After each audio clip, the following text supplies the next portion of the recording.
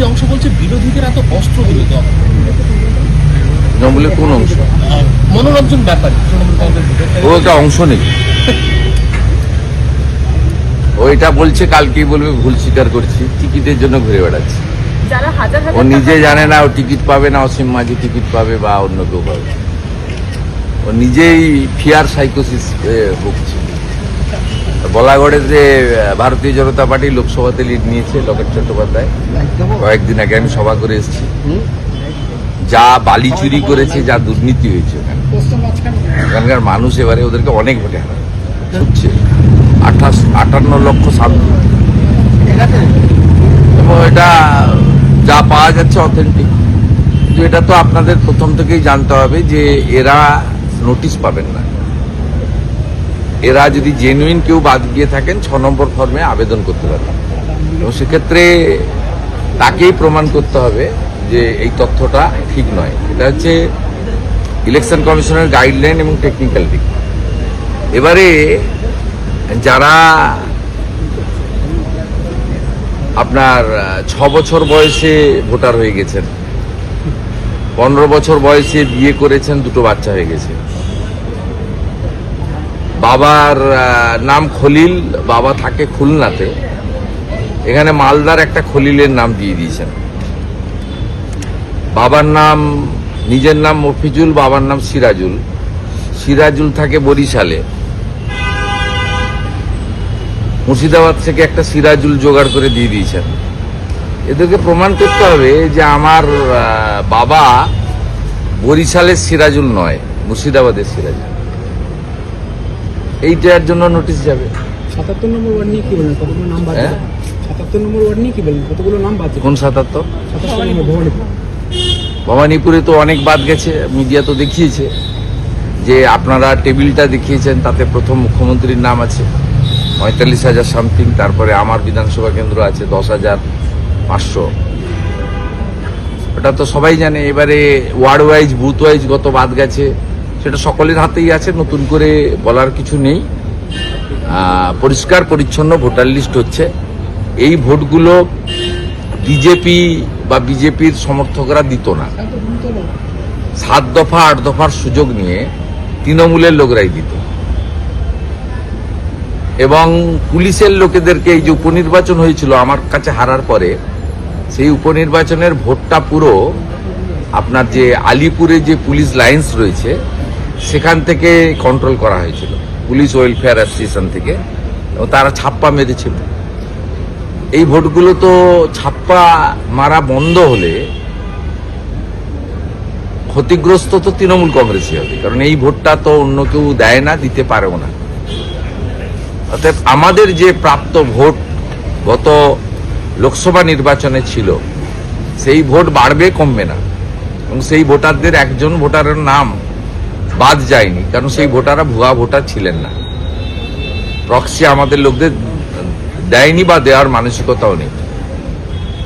আর সাথে সাথে যা কমার, যা যাওয়ার, যা পরিষ্কার পরিচ্ছন্ন হওয়ার, এটা তৃণমূলেরই ক্ষতি হবে, এটা অন্য কারো ক্ষতি হবে।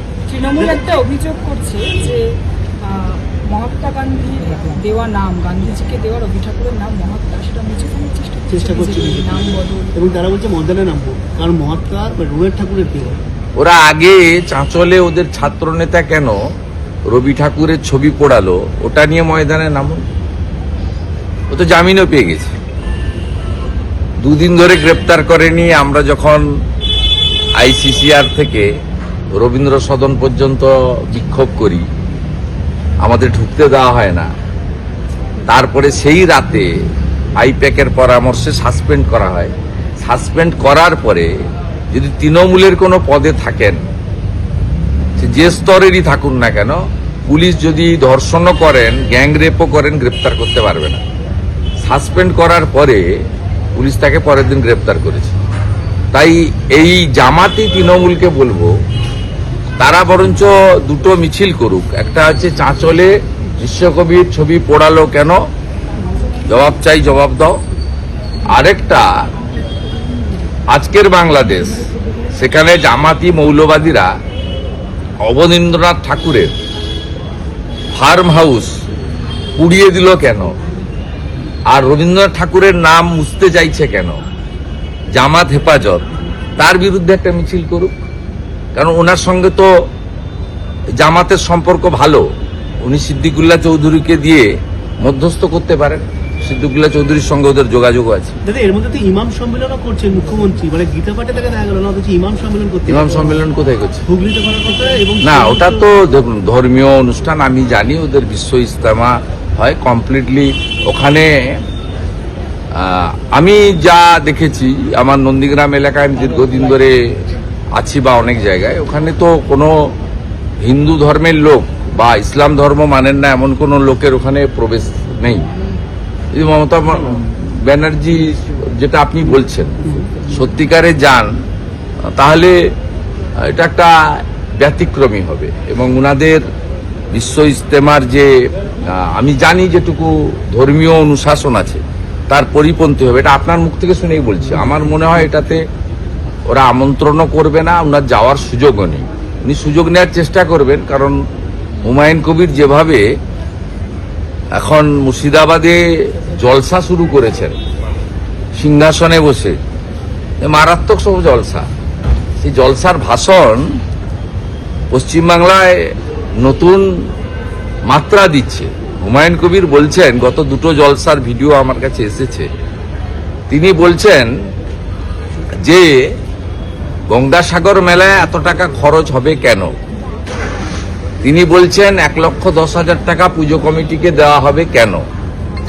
তিনি বলছেন ধর্মীয় আলোচনাতে, জলসাতে তিনি বলছেন যে আমাদের ট্যাক্সের টাকায়, যেখানে মুসলমানদেরও অধিকার রয়েছে, অংশ আছে, জগন্নাথ মন্দির করবেন কেন। তিনি বলছেন 1200 কোটি টাকার সম্পত্তি স্বাস্থ্য ভবন হওয়ার কথা নিউ টাউনে দুর্গাঙ্গনের জন্য দেওয়া হবে কেন। সেই জন্য তিনি বলছেন 90টা আসন থেকে মুসলমানকে জেতাতে হবে, যাতে মুসলিমরা আগামী 5 বছর যে সরকার হবে তাকে নিয়ন্ত্রণ করতে পারে। এ এক বিপজ্জনক ট্রেন্ড, বিপজ্জনক ভাষা। এরকম কোন রাজনৈতিক ব্যক্তিত্ব, এমনকি কোনো ধর্মীয় নেতাও, গীতা পাঠের দিন অনেক জাতীয় স্তরের সন্তরা এসেছিলেন, কুরুক্ষেত্রের জ্ঞানানন্দ মহারাজ থেকে, বাগেশ্বর ধাম থেকে অনেকেই এসেছিলেন, সাধ্বী রীতাম্বরা থেকে। তারা হিন্দু ধর্ম এবং গীতা নিয়েই বলেছেন, তারা অন্য ধর্মের বিষয়ে কোনো কথা বলেননি। এটা উচিত নয়। স্বামী বিবেকানন্দের মাটি সবসময় শেখায় নিজ ধর্মে আস্থা, অপর ধর্মে শ্রদ্ধা। কিন্তু হুমায়ুন কবির যে কথাবার্তা ধর্মীয় জলসায় গিয়ে বলছে, এ এক বিপজ্জনক ট্রেন্ড।